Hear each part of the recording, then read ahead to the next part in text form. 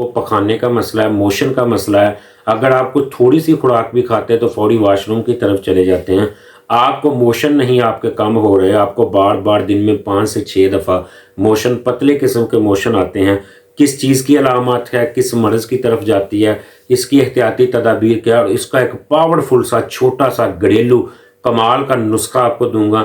आपको पुराने से पुराना मसला है, आपको 10 साल पुराना, जब भी आप कोई चीज़ खाते हैं फौरी वॉशरूम की तरफ भाग जाते हैं, आपका मैदा उस चीज़ को हज़म नहीं करता, आपका मैदा उस चीज़ को मुकम्मल तौर पे हज़म करने के बाद उसको मुकम्मल तौर पे अपनी जगह पे नहीं भेजता, आपको मोशन का मसला रहता है, आप कोई भी ऐसी चीज़ जिसको हम नान चना, नान टिक्की या कोई भी वज़नी ठोस ग़िज़ा खाते हैं, आपको मोशन लग जाते हैं, तो इसके लिए बेहतरीन सा नुस्खा इस वीडियो में मैं बताऊंगा। सबसे पहले मेरी रिक्वेस्ट है कि मेरी वीडियो को मुकम्मल तौर पे देखें, मेरे चैनल को सब्सक्राइब करें और नीचे दिए गए बेल आइकॉन के बटन को प्रेस करें ताकि मेरी वीडियो आप तक पहुंच सके। इसको जब आपको खाना खाने के बाद फ़ौरन मोशन आ जाते हैं, फ़ौरन आपको वॉशरूम की तरफ जाना पड़ता है, तो इसको हम पंजाबी में या उर्दू ज़बान में इसको संगरैनी बोलते हैं, जिसकी वजह से हमारा जो मैदा होता है वो खुराक को हज़म नहीं करता, खुराक जैसे हम खाते हैं उसको डाइजेक्शन नहीं करता, उसको हज़म नहीं करता, जो अल्लाह ताला का दिया हुआ प्रोसेस है उसके मुताबिक उसको मुकम्मल तौर पे वो रिसाइकल करने के बगैर ही वो हमारे बड़ी आंत के ज़रिए उसको बाहर की तरफ फेंक देता है। इसको संगरैनी बोलते हैं। और जो इतना पुराना मर्ज होता है, इसके साथ साथ आपके पट्ठों के अंदर दर्द होना शुरू हो जाता है, आप बेचैनी महसूस होती है, आपके तजाबियत बनना शुरू हो जाती है, आप जब पखाना करते तो आपका गर्म किस्म की हवा खारिज होती है, आपको पखाने के दौरान बाज़ का तकलीफ भी होती है, बार बार मोशन की वजह से आपकी पिंडलियों के अंदर दर्द होना शुरू हो जाता है, आप अपने आप को सारा दिन थका थका, सारा दिन आप अपने आप को लागर, कमज़ोर और बीमार समझते हैं।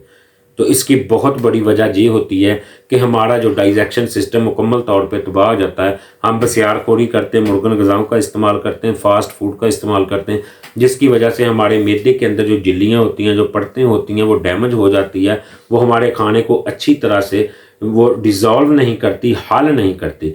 तो इसके लिए आप बेहतरीन सा नुस्खा, 2 नुस्खे कमाल के दूंगा। आपने फ़िलहाल एक नुस्खा इस्तेमाल करना है, उसके 15 दिन बाद दूसरा नुस्खा इस्तेमाल करना है। आपने अंजबार की गंडी 50 ग्राम लेनी है, तबाशीर 50 ग्राम लेनी है, निस्पाल जिसको हम जे अनार के ऊपर छिलकों को बोलते हैं, निस्पाल आपने 30 ग्राम लेना है, गौदंती आपने लेनी है 25 ग्राम, और इसके साथ साथ आपने मरोड़ फली 25 ग्राम, गेड़ू आपने 5 से 10 ग्राम इस्तेमाल करना है।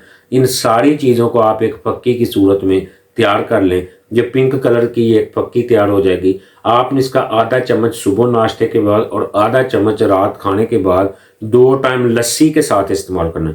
इंतहाई लाजवाब नुस्खा है, इसको इस्तेमाल करें। बच्चों के अंदर मोशन का मसला है, बड़ों को बार बार मोशन आ रहे, तो आपने यही मेडिसिन को सुबह शाम लस्सी के साथ इस्तेमाल करवाना है। इसके साथ दूसरा बेहतरीन फार्मूला, आपने फटकरी को खिल कर लेना है। खिल करने के बाद आपने फटकरी को बिल्कुल जब वो गर्म से और बिल्कुल ठंडी हो जाए उसको ग्राइंड करना है। 00 साइज़ का कैप्सूल बनाना। अगर बार बार मोशन का इशू आ रहा है तो 2 कैप्सूल आपने लस्सी के साथ दे देने, अगर कम मोशन है तो 1 कैप्सूल देना। इसका इस्तेमाल करवाएं। मरीज़ को ज़ोर हज़म ग़िज़ाएँ दें, मरीज़ को दलिए का इस्तेमाल करवाएं, मरीज़ को साबूदाने का इस्तेमाल करवाएं। इसके साथ साथ अगर रोटी मरीज़ ने खानी हो तो शोरबे, चने के शोरबे के अंदर या किसी मुर्गी की जखनी के अंदर डाल के दें।